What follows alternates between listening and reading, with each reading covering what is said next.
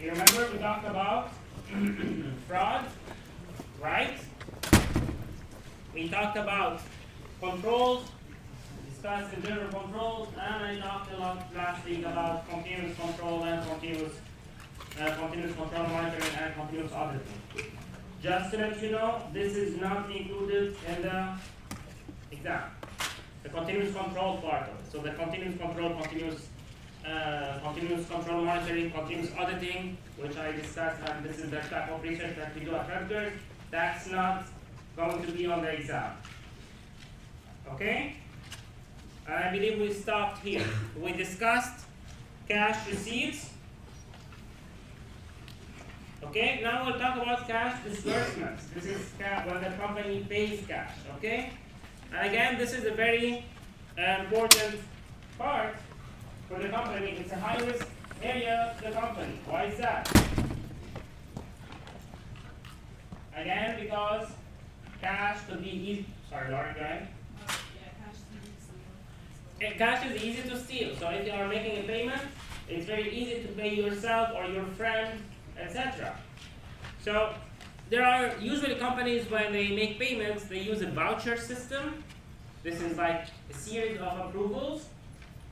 However, in certain cases, they use what we call petty cash funds. Petty cash funds are usually used for small payments, very small payments, where it doesn't make any sense to go through an approval. For example, if you're, for a certain reason, you're buying like pizza, you're not going to have a series of approvals to buy pizza, right? Or to pay transportation. So this is where companies, instead of going through the voucher system, they use petty cash funds. So let's see how this is done. The controls, the 6 principles that we discussed earlier for cash receipts, they are also there for cash disbursements. For example, establishment of responsibility. If I'm the only person, let's say that I'm the treasurer, and I'm the only one who has access to the checks, any check that goes missing would be my responsibility, right? I did not keep it, I did not take care of the checks. I left the drawer open, or I left my office open and someone stole that check. So in this case, it would be easy to establish responsibility for any missing cash. If I am the person who is dealing with who's paying, or sending out checks, etc., I'm responsible for it.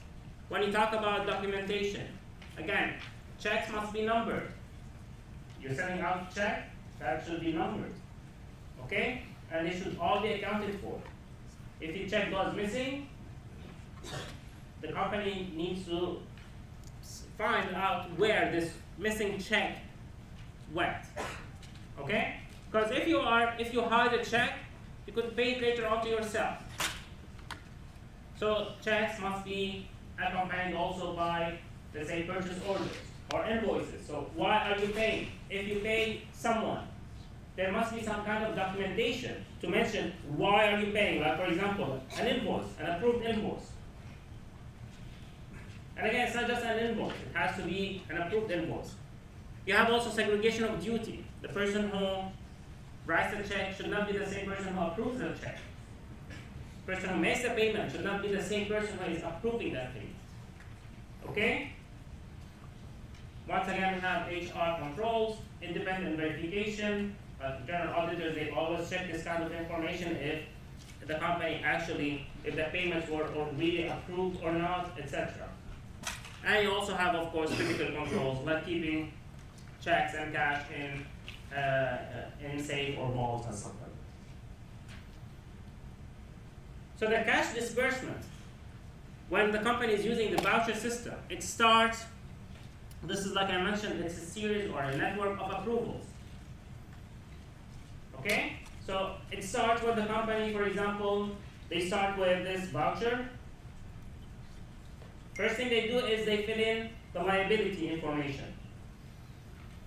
Remember, when the company receives an invoice or they make a payment basically, before they make the payment, they have a liability. They purchase something on account, right? You purchase something on account, that's accounts payable. That's a liability. This is where it all starts, right? So the company would fill in the information, this voucher. This voucher is then sent to accounts payable employee to enter it in the register, right? To record that voucher, to record that we have a liability, and this is the record of the liability. After approval and everything like that, if everything is approved, a check would be issued and sent to the for example, to the supplier, or to the vendor, or to whomever we are paying, to the company we are paying. So you check is issued and it's sent on the due date. At the same time, once the check is sent, the company would stamp the voucher as paid to avoid paying the same voucher twice. Okay? Once it's stamped paid, this is it. And then it's sent to be recorded in the accounting department. That means that the payment, this is the payment of that purchase order. So for example, let's say that you purchase something on account. This is where it starts with the liability. It ends with the accounting department recording the payment. Okay? You purchase something, it becomes a liability, and this is where the voucher starts. And then you record that liability on the date it's due or whatever the company is going to make the payment. The check is issued, the voucher is stamped as paid, and that voucher is sent, and then the check is sent to the payee, the company, let's say your supplier, and then finally the voucher, the voucher that was stamped paid will be sent to the accounting department to record the payment. Okay? Okay. When you have only the designated person handling cash receipts, that will be establishment of responsibility. Okay, segregation of duties is when you have two persons, for example, two separate persons to for example, receive cash and to handle the sales revenue information. Okay?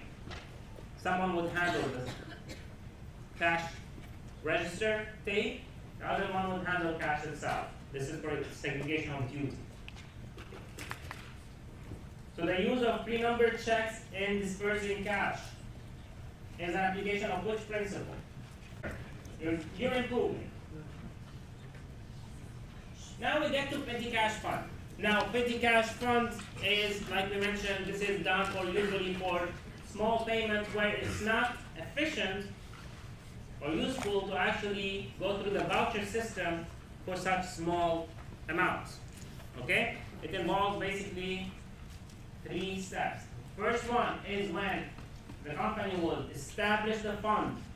By establishing the fund, we mean the company will decide who's going to be in charge of that fund, who's the custodian of that fund, and the company would also decide on the size of that fund. That's the first step. And then you have when you make payments. When you start making payments from that fund. Again, like for example, you bought pizza, you're going to use that petty cash fund to make the payment. You want to post or mail a letter, you're not going to go through the approval to mail a letter. Instead, you're just going to pay for the postage, right? So you make that payment, okay, from that petty cash fund. And then the last step is when, at the end of the month, usually it's like 3 to 4 weeks, the company would replenish the fund to its original size. For example, let's say that the size of the fund was $1,000. At the end of the month, it will be replenished to $1,000. It is at that moment where the journal entries are made. The companies will not be making journal entries after every payment. They just keep the receipts.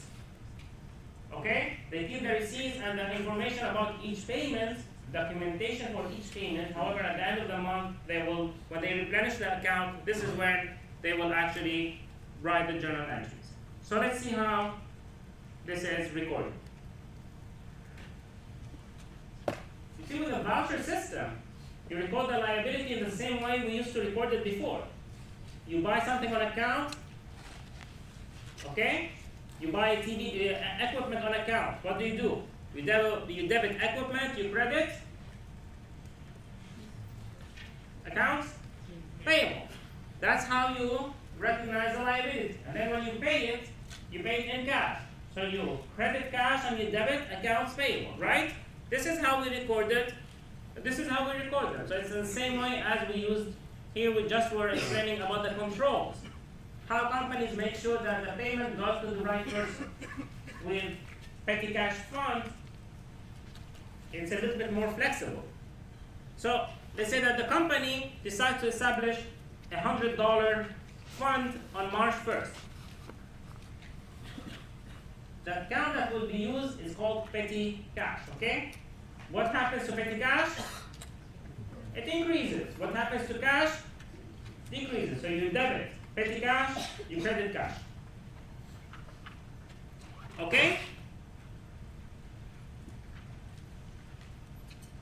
When you want to replenish it, so during, like I said, during the month, it will be used for different things.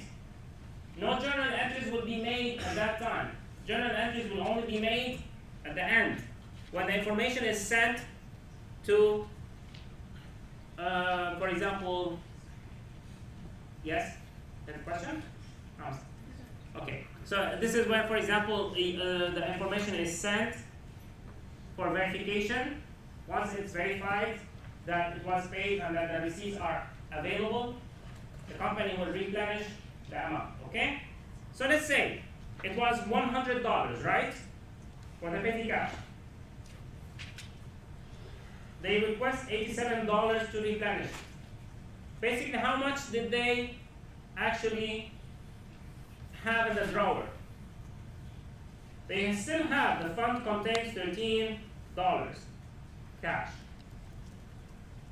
The replenishing of the petty cash fund is always the original size minus whatever is left in the drawer. You will see why I'm saying that in a second. So in this case, it's $87. The documentation that is accompanying this would be receipts for postage, $44, freight out, $38, and miscellaneous expense, $5. Okay, the total would be $87. In this case, what's happening to cash?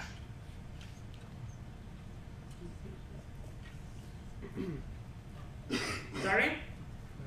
Cash, because the amount, how much cash is the custodian of the fund requesting? They are requesting 87. That's the amount that will be credited to cash, right? And then you have the other expenses. You debit the expenses, you credit cash. Why aren't we using petty cash fund? Why are we using cash?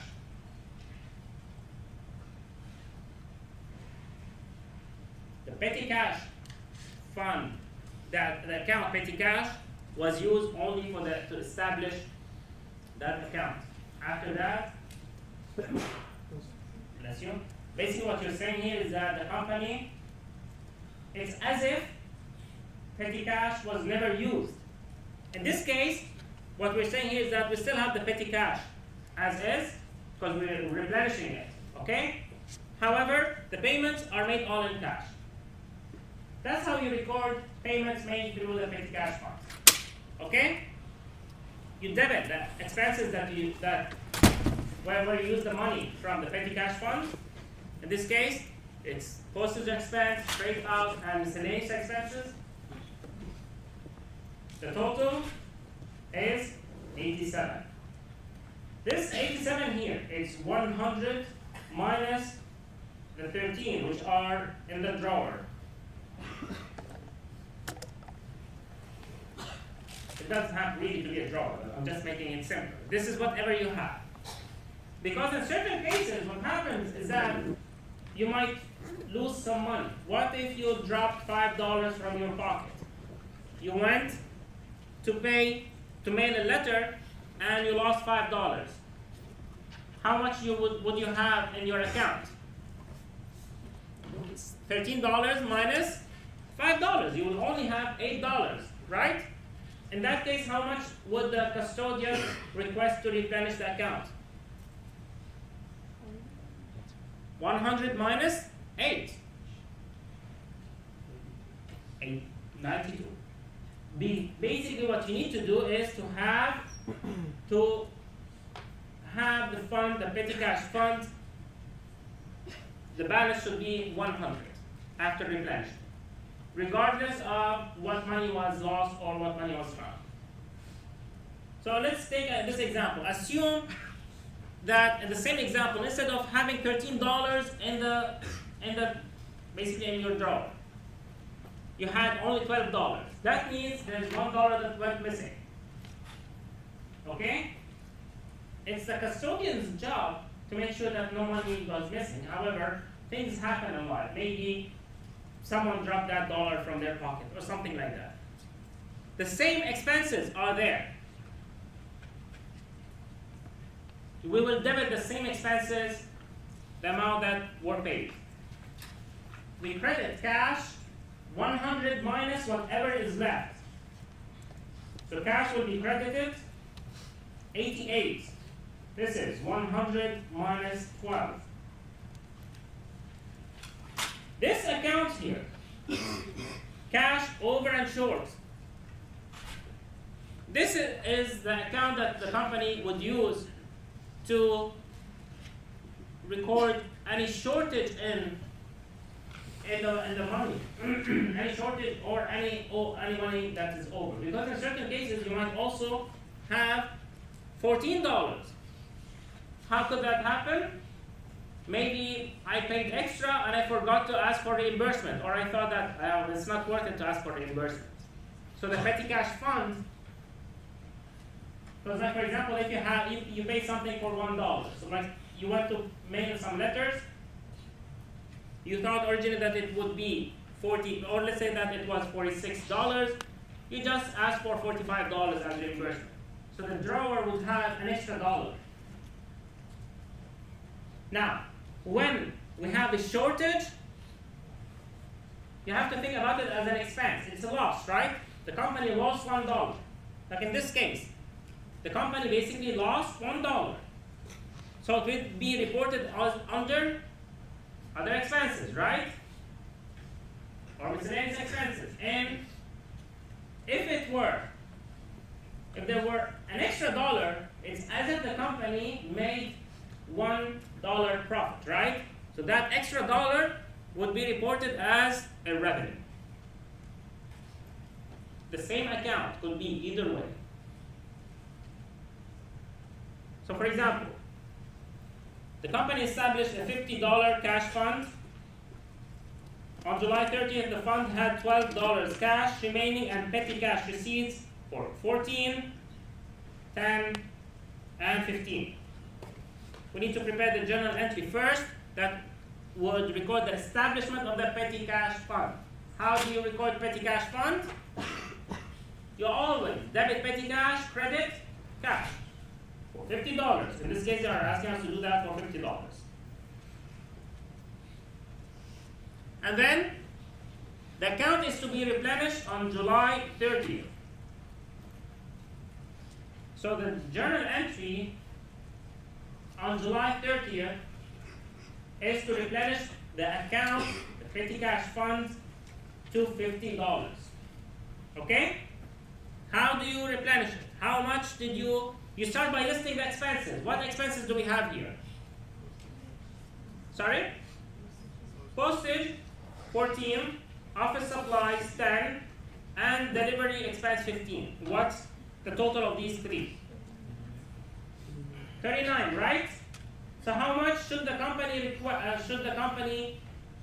put into that account, into petty cash, to replenish it?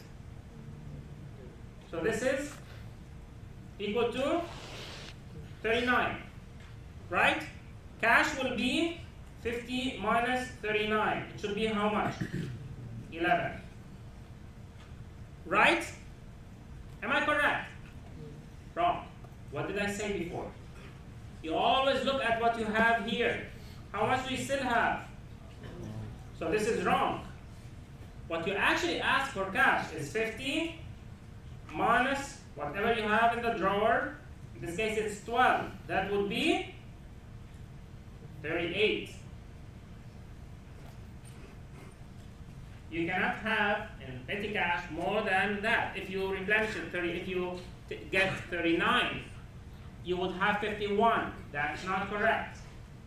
In this case, you have cash will be always what's in the drawer.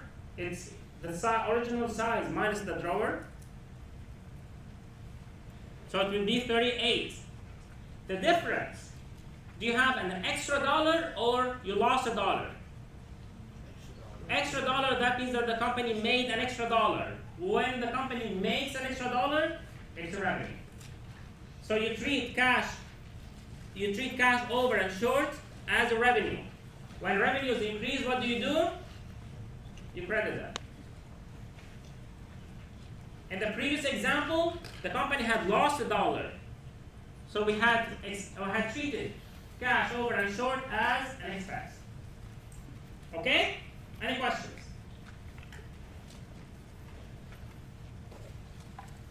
Now we'll talk about banks, using banks. And companies use banks a lot. Why? Because it's not safe to keep all the money in their account, right? Instead of keeping the money in their vault, which is a risk someone can basically break in and steal it. They will keep it in a bank where they have much safer safes, right? And they are responsible for the money that you have deposited there. Plus, the bank statement itself will work as another control, because you can look at the bank statement and use it for reconciliation. Let me tell you something. Do you think that most of the time you would have the bank statement, the balance of your cash account according to the company's book, and the cash balance according to the bank? Would those balances be the same or different? What do you think? Do you think that most of the time the balances per bank and the balance per the company's accounting system, by the company's books, would they be the same most of the time? Frequently? Never? Seldom? What do you think?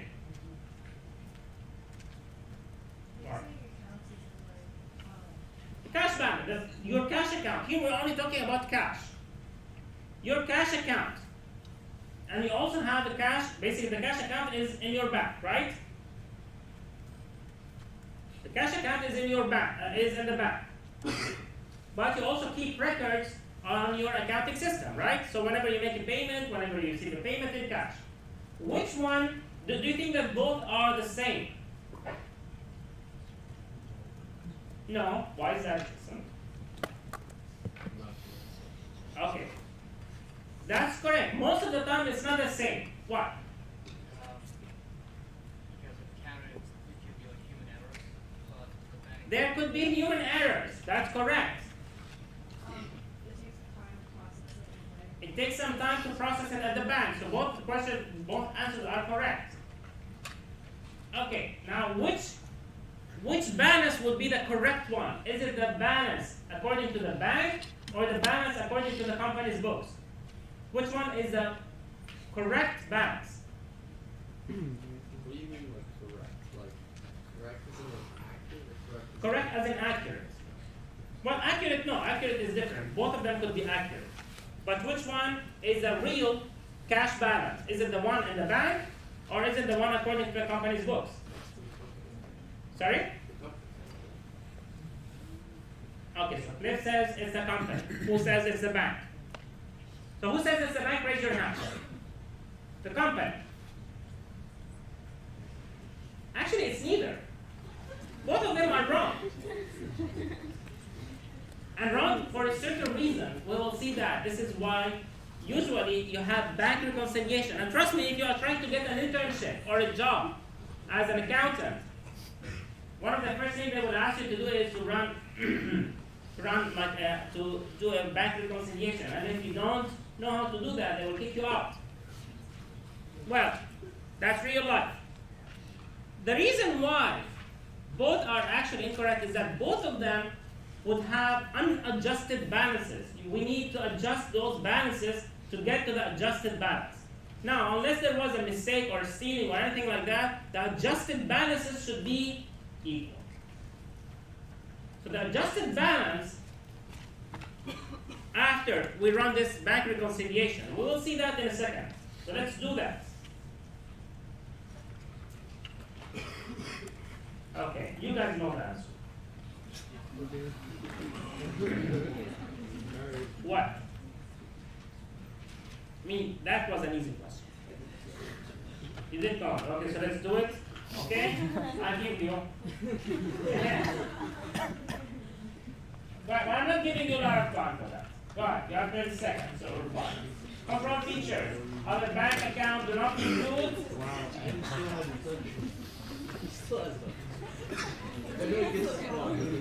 And trust me, it always happens. Please don't do anything silly.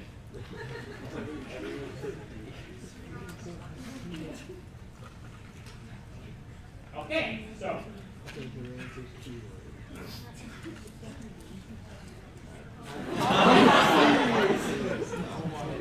unbelievable. Okay, so I will give you a smiley face and a star because you got 99, except the 1%. Those will get. And it's actually, I don't know, give me 1 second. It will be fuming, I don't know this. Okay. Reconciling the bank account. The reason why we have different balances, unadjusted balances, is that the company, as soon as they send out the check, they will mark that as a payment made, right? This is how they record it. You send out the check, you consider that the payment is made, right? However, there will be some kind of a lag between the times you send the check out, your supplier, or the company you're paying, they would receive the check, they would process it, send it to their bank will send it to your bank for verification that you have enough funds, and then they will credit their account. Right? And at that point, it is at that point where the bank will deduct it from your balance, right? There's usually a lag between the time you actually send the check and between the time you actually see that the bank deducted that from your balance. This is a lag. This is what we call outstanding checks. Those are checks that the company wrote and sent out. However, the bank still has not processed them yet. Another kind of lags would be the time between the time you deposit a certain amount. When you deposit the money, it takes usually 1 to 2 days, etc., depending on the speed of your bank. But it takes some time before it is actually reflected in your account, right? Have you ever deposited a check? It takes sometimes a couple of days to deposit the checks, right? Those are deposits in transit. You deposited them as far as you, the company, you are the company. As far as you are concerned, you have received the money. So you will actually debit your cash account. But in reality, the bank has not added them to your balance yet. There are also certain bank charges that you will not see as an accountant. You won't see until you receive the bank statement. So the bank will have charged you that amount, but you won't see that until you receive the statement. There's a lag. There's a delay between the time the bank charges you those Like if you requested I don't know, checks, for example, they will charge you for that. There will be a delay between the time they actually charged you and the time it shows on the statement. And plus, in addition to that, there are always errors. Okay? In the same way that if the bank makes an error, you send a check, or you want to deposit a check, and the employee there, the clerk, types in the wrong number.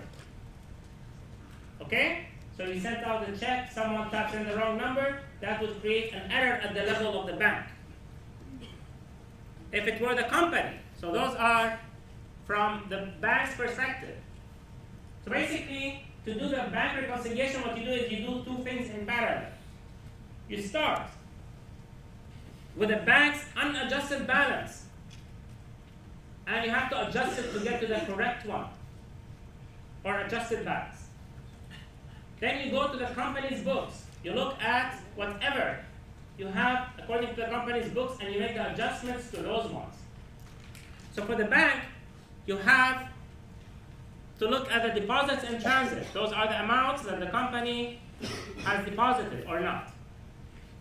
You also have to look at the checks that the company wrote, sent out. Those are outstanding checks before the bank actually clears those checks. You have also all the charges, bank memorandum. Okay, and finally you have to look at the act. So this is, you see this one? I want you guys to take out your phones and take a picture of it. Now, come on.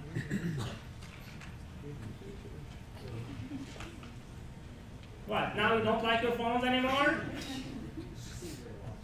It's a lot of work, not when you're texting or you're updating your Facebook account, right?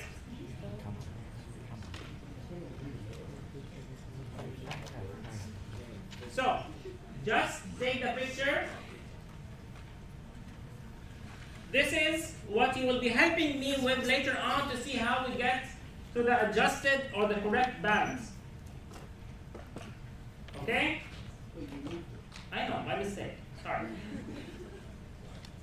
So this is the one. Basically, you start with a bank account. With a bank account, this is the balance according to the bank statement. You add deposits in transit. Why would you add deposits in transit? This is the money that you already deposited, but the bank statement has not reflected yet. So you have to add those deposits in transit. You also need to subtract outstanding checks. Why? Because those are payments that you made. The bank simply has not cleared them yet due to processing lag, but those will be deducted soon. Remember, what you are trying to do is to match the payments, revenues, expenses, everything within the same period. If you make the payment today, you recognize it today according to your books, you need to adjust it on the bank according to the bank's balance. You have to adjust it so that it would fall within the same period. Okay? The last one, you have to fix any errors. This is correcting entry. This is where you make a correcting entry, like we did before. The easiest way is always to reverse it and just enter the correct one. So this is the first step. You start here, this is one part. In parallel, you also do the one per books, according to the company's books. Now, according to the company's books, in certain cases, the bank would work as a collecting agent for you. So you give them the note, the bank will collect that note receivable on your behalf. This is what we call notes collected by the bank on your behalf. You did not know yet that they were collected. Okay? According to the books, you still have not recorded the collection of notes received of that note. So you have to add the value of that note, including if it has incurred any interest, you have to add it. So you add the notes collected with their interest. you have to also subtract NSF checks. NSF checks are not sufficient funds. This is where you don't have enough funds, not you.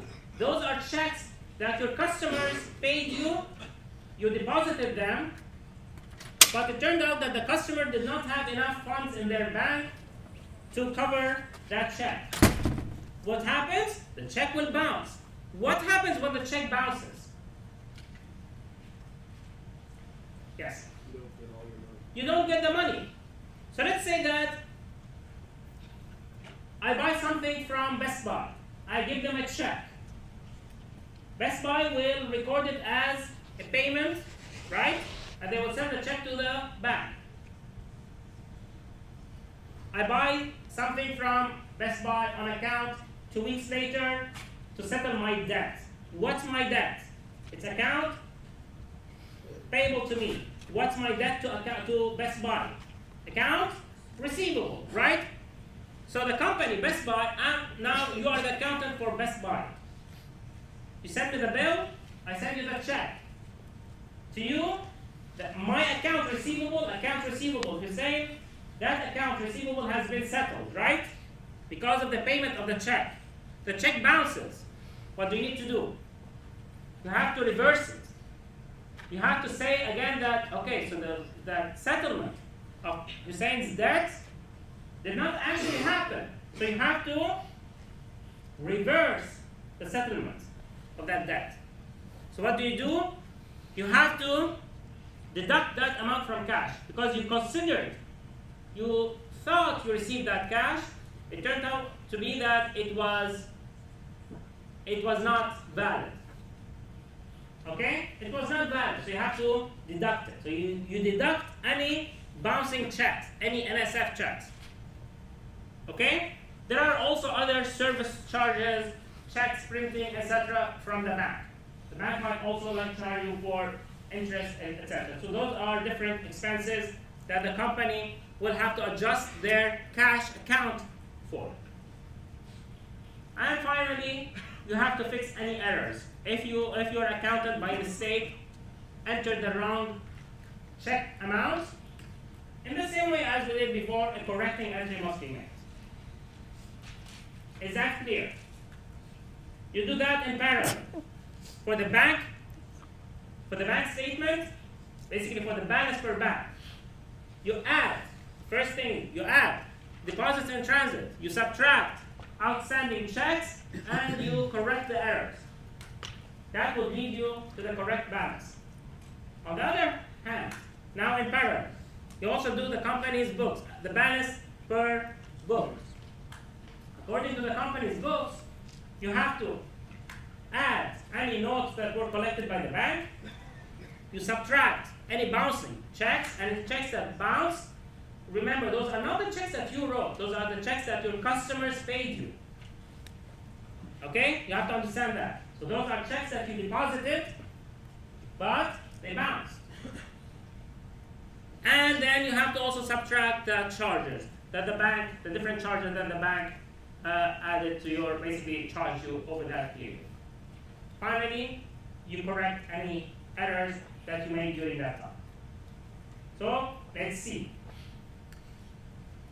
Let's do this example here. So the bank statement of Flair's company shows a balance per bank, 15,907.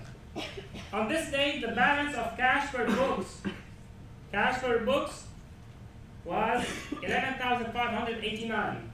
Using the 4 reconciliation steps, those are the ones that the company, basically those are the ones that the company identified. We need to do the reconciliation, the bank reconciliation. You start this side, for example, you do the bank. So this is balance per bank. This is balance per books. Let's do the bank first. You always start with the unadjusted balance. What was the unadjusted balance? 15,907.45. Look at the pictures that you took. What do you do now? Come on, come on. That's why you took a picture of the screen before. Yes, Baba. We add deposits in transit. So we have the deposits in transit.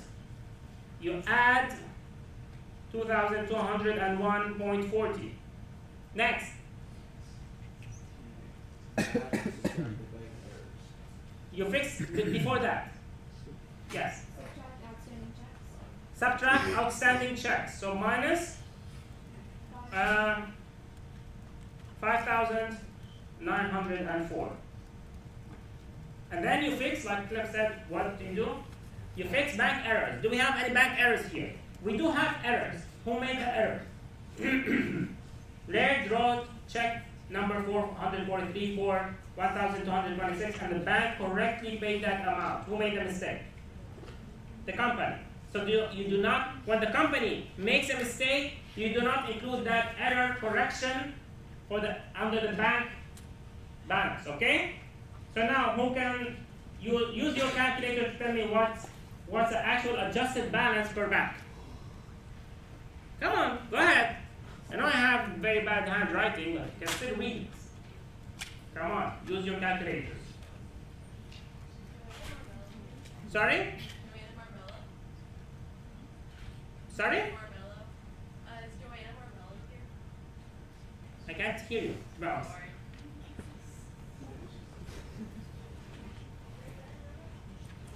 I'm sorry? Oh, there we go. You're sorry. My bad. Okay. In a way, it is. So, go ahead. 12,000? So it's 12,204.85. Okay? Now, we have to do the other side per book. Okay? So per books.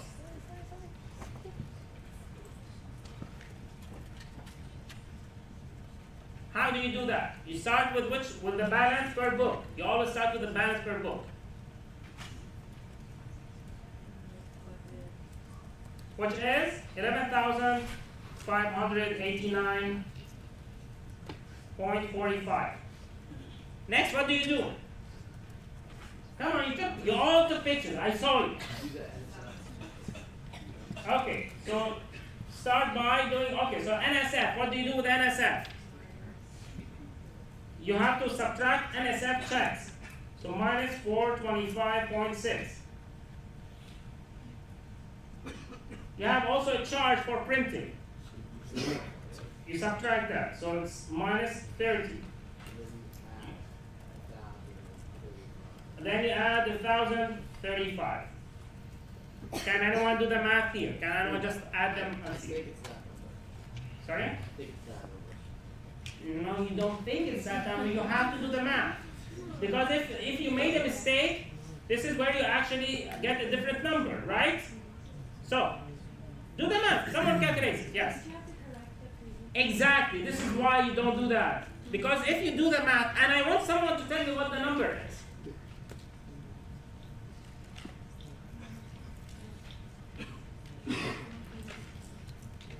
Now is the time to use your calculator on your phone to do the math.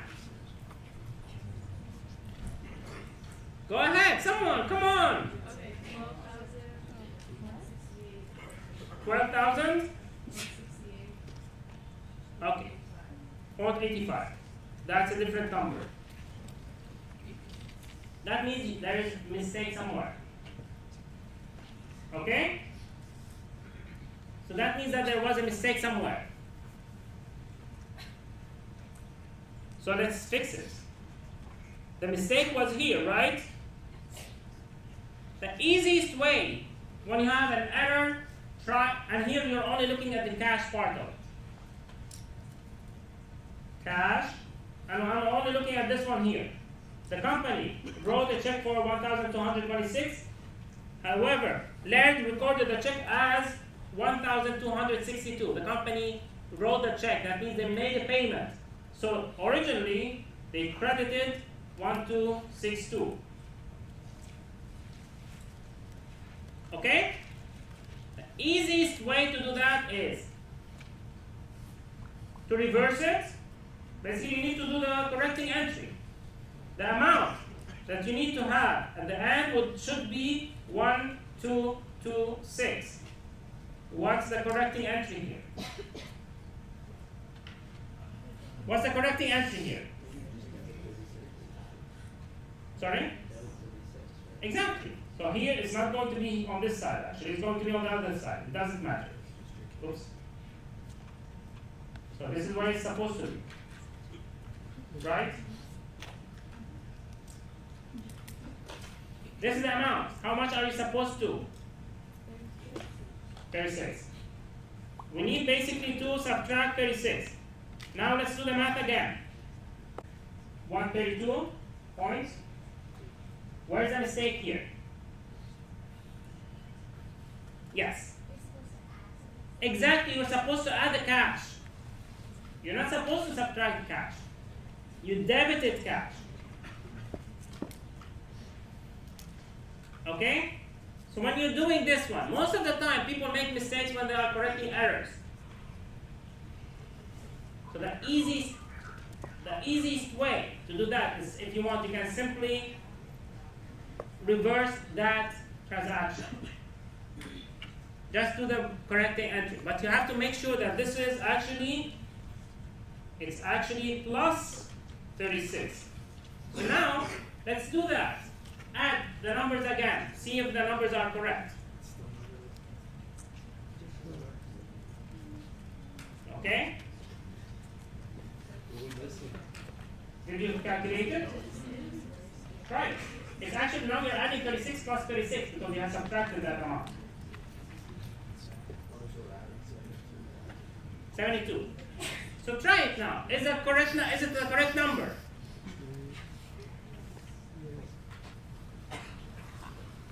I've seen you use your phone. You're much faster than that. It is the correct number. So it should be 12204. 12204.85. Yes. Why did you add the 1,035? Okay, so the $1,035, this is when the bank collected a note receivable on your behalf. And until that moment, you did not know, until you saw the bank statement, you did not know that the bank actually collected it for you. So now you have to update your books to reflect the collection of note receivable. The bank collected 1,000, that's a face value of the note, plus $50 interest. When the bank does that, he does not do that because they love you. They want their commission. They will charge you $15. In this case, it will be 1,000 plus 50 minus 15. The total will be 1,035. This is basically the net collection on that note receivable. Okay? So this is what happens. And this is where you actually have those amounts. Now,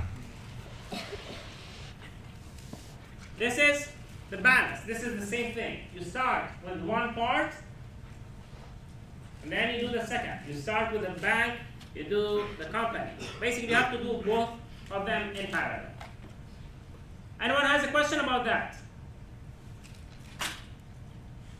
This should not be difficult. It doesn't take you time if you follow the steps. Unfortunately, in the exam, you will not be allowed to take the picture with you. So you will have to understand basically which ones will go to correct the balance per book, which adjustments you need to make to correct the balance per bank statements. Okay? That's the trick here. Any questions? Okay. Now we are going to look at the entries that the company will have to make. Basically the correcting entries. So, not the correct entries, the adjusting entries to do both. Remember, the company will not make the entries for the bank. They will only make the entries for the company itself. They don't have any authority to make any changes to the bank itself. What they did was they made changes to the balance, like to the statement. but not to the bank's books. So collection of note receivable, this is what we just said. The company basically they will make an adjustment to recognize the collection of the note. They received cash.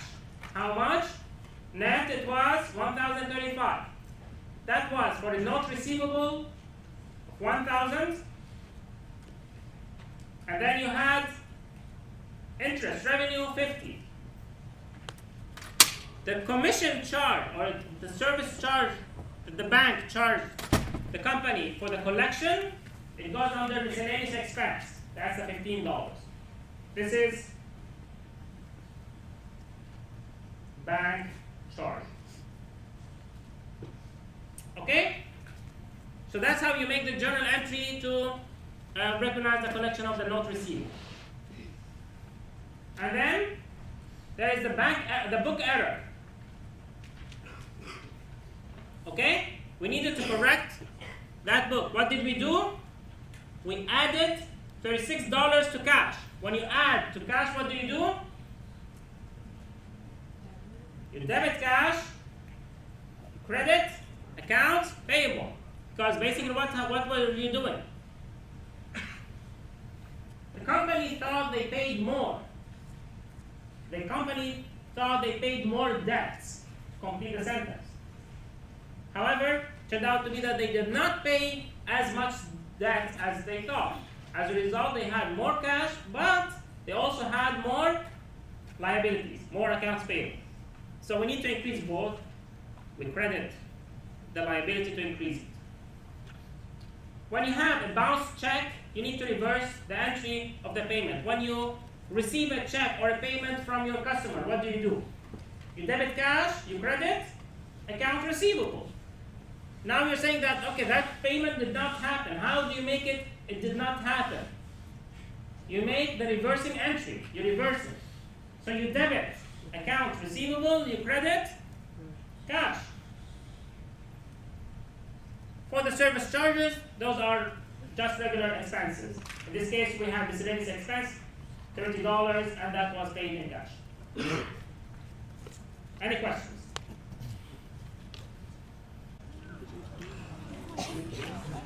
We have, so let's see what we have. The bank, the company, they wrote a check. When they say they wrote a check, so when you say here, a check correctly written by the company, okay? So the company wrote a check for 491. Okay? That was correct. That's the correct amount. The bank correctly and paid. It was correctly paid by the bank. So the error is at the side, is at which side? The company. The company made an error. They incorrectly recorded that as a payment of 419. So what was the journal entry? The incorrect one. So the incorrect one was what?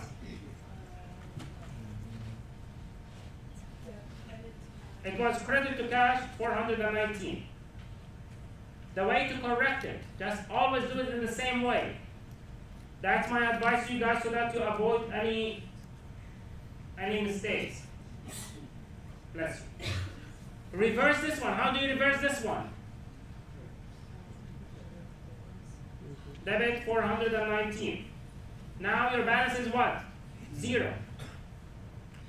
You need to get to a balance of how much? A credit for 491, right? Credit 491. So what did you do here? You debited 419. What does it mean? Plus 419. You credited 491 minus 491.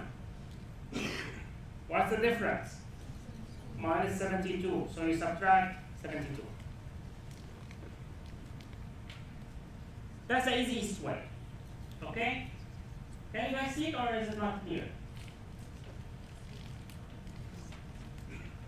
So what you do is you look at the debit and the credit. Yes? Why can't you just say it's 72? Sorry? Why can't you just say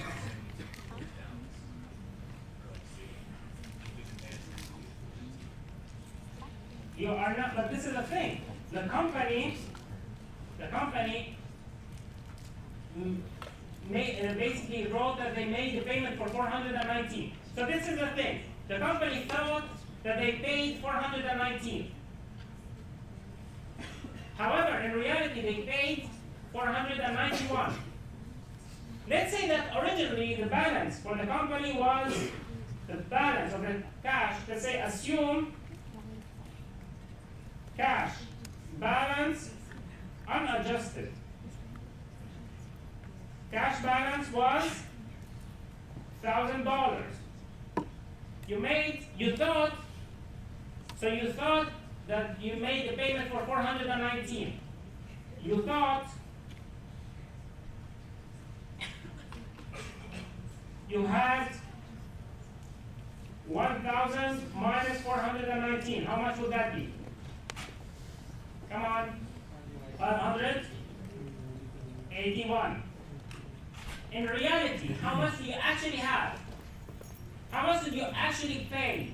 You actually paid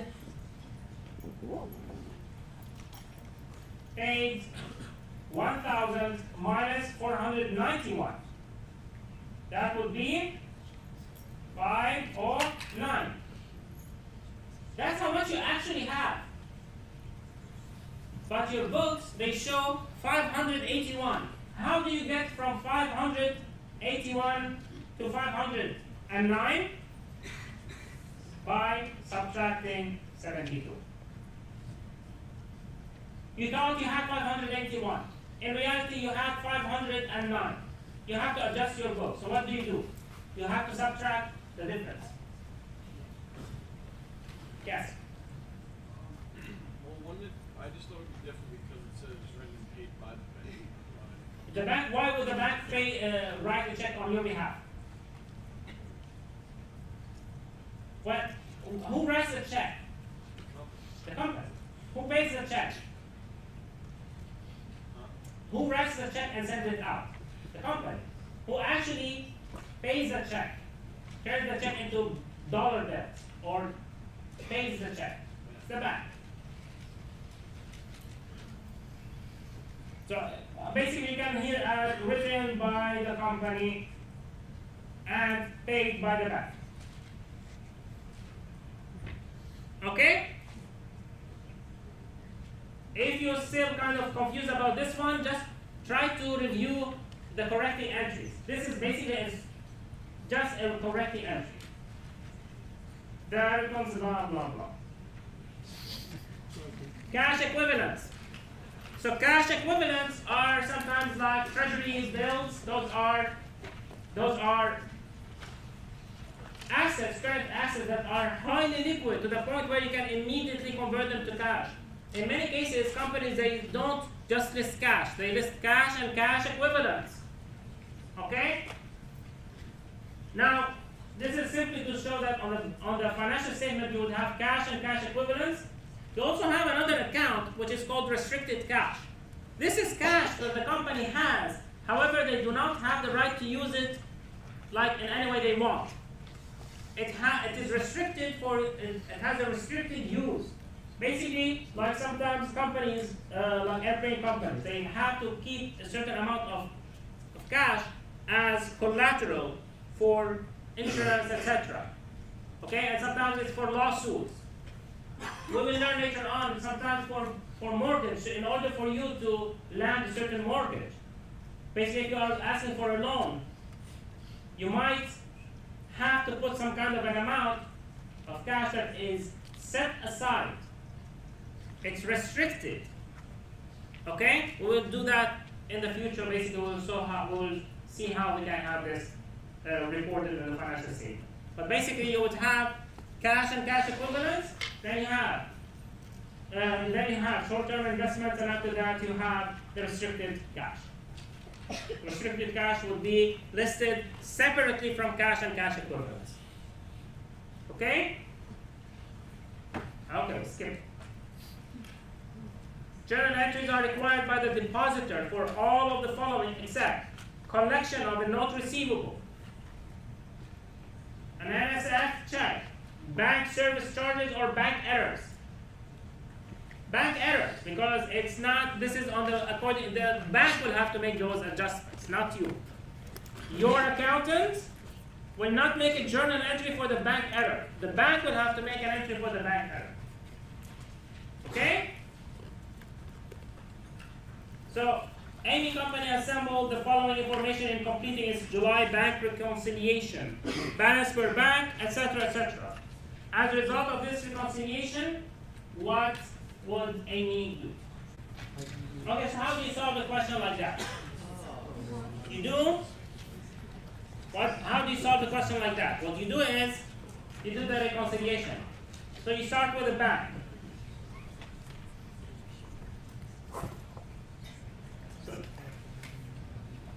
No.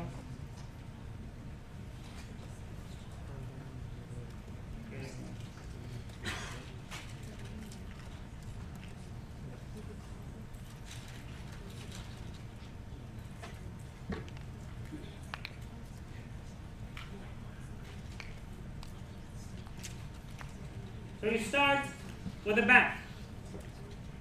So for the bank, started with the beginning balance, with the unadjusted balance, 15 to 80. What do you do then? Next.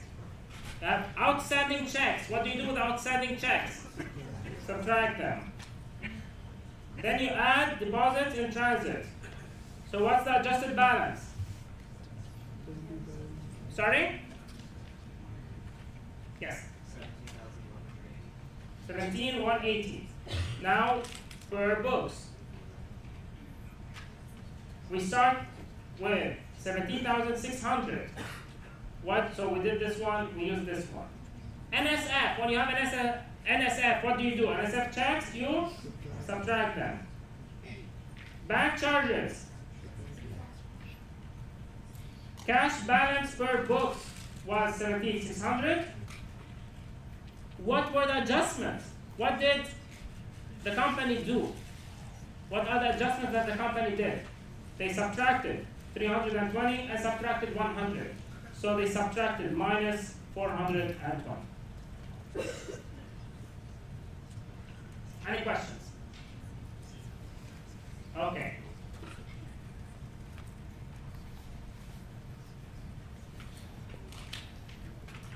The next thing we will start talking about today is receivables. We have been talking a lot about receivables, mostly about accounts receivable. So in this chapter we will discuss accounts receivable and notes receivable. So let's start. Usually there are different types of receivables. The most common ones are accounts receivable, and we have also notes receivable. Accounts receivable are when the company makes a sale or provides a service on account. This is money that their customers owe them. Okay? Notes receivable are very similar. Usually they have a longer periods of time and they have a more formal documentation. Plus, most of the time they actually incur interest. They lead to earning interest by the company. So the company, because they have notes receivable. We saw that in the bank reconciliation. They collected notes receivable, they received interest on that because of that as well. And then you have additional other receivables basically. Those are like from tax refunds. Those are money that the company lends to their employees and they expect them to pay them back, etc. Okay? Sometimes they have also like interest receivable. This slide here simply shows you why we care so much about accounts receivable. Because in certain cases, it makes up a big part of the company's current assets. Okay? This comes from the company's operations, and most companies, they actually make transactions on account. So this is why you would have, for example, General Electric, they would have 52% of their assets were 52% of their assets, like half their assets were in receivables. Okay? So for accounts receivable, there are three main issues that are associated with that. Now, the first thing is you need to know when to recognize them. That's easy. Right? When do you recognize an account receivable? Either when the company makes a sale or provides a service. When the company earns their revenue on account, if they provide a service on account, you debit accounts receivable. If they make a sale on account, you debit accounts receivable. The second part is a little bit trickier. Valuing accounts receivable. And why is that? So we know that we are going to report it, but at which value? The problem with accounts receivable is that part of those receivables will never be collected. You will always have some customers who default on the payment, right?